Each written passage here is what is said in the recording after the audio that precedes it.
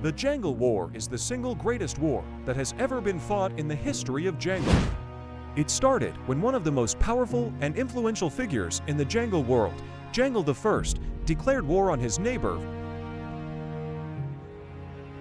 You see, Jangle I was a visionary, a pioneer, an innovator who had the big dream of making highly cinematic videos in the style of Disney movies.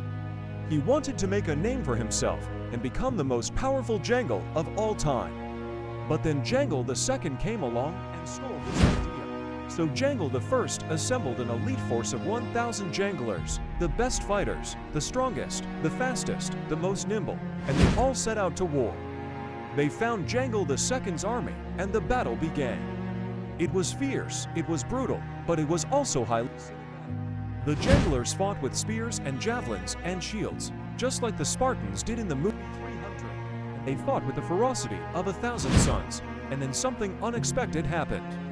One of the Janglers got knocked out of the fight, and as he lay there helpless on the ground, the other Janglers rallied around him, protecting him with their bodies, allowing him to recover. And this act of kindness inspired the Janglers to fight even harder, even though they were outnumbered to 2-1. And then Jangle I unleashed his secret weapon, an elite squad of 100 Janglers, dressed like Spartacus and armed with sickles. They charged into battle and cut down Jangle II's men like wheat before a combine harvester. But Jangle II wasn't done yet.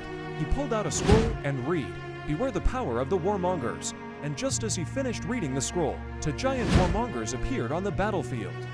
These guys were huge, like 8 feet tall, with tusks and armor made out of elephant skin. They were terrifying, but the Janglers weren't scared. They fought back. And as the battle raged on, more and more warmongers joined the fight, but the Janglers kept pushing, kept fighting, even though they were exhausted, even though they were injured. In the end, it came down to a one-on-one between Jangle I and Jangle II. They fought with spears and shields, and it was an epic battle, but Jangle I was victorious. And so the war ended with Jangle I's army emerging as the victors. They had won the war, but at what cost? Thousands of Janglers had been killed or injured.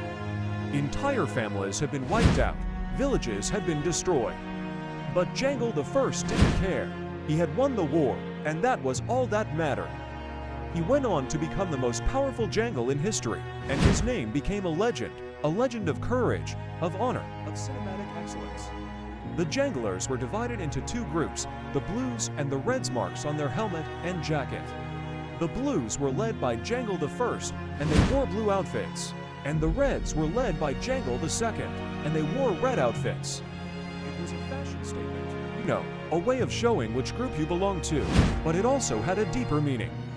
The Blues were the peace-loving Janglers, the ones who preferred to settle disputes with words, not with fists. And the Reds were the warmongers, the fighters, the ones who were always ready for a good brawl. And since the war was all about fighting, the Reds decided to wear red, the color of blood and courage, while the Blues wore blue, the color of the sky and the ocean.